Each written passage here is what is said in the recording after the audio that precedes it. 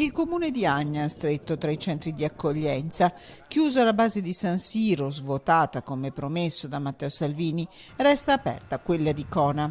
Per questo il primo cittadino, Gianluca Piva, ha preso carta e penna e inviato in queste ore una lettera al ministro dell'Interno. Intanto l'ho ringraziato a nome del territorio per quello che ha fatto e lo esorto, insomma, gli chiedo di concentrarsi adesso sul versante appunto veneziano, quindi sul centro di accoglienza di Cona. Noi siamo ovviamente contenti della chiusura di San Siro, ma continuiamo la nostra, se possiamo chiamarla, resistenza, battaglia nei confronti di Conetta. È ritornata una serenità perduta, scrive il sindaco al ministro, e c'è un clima di fiducia. La mia battaglia continua perché l'hub di Conetta è ancora attivo con 400 migranti ospitati.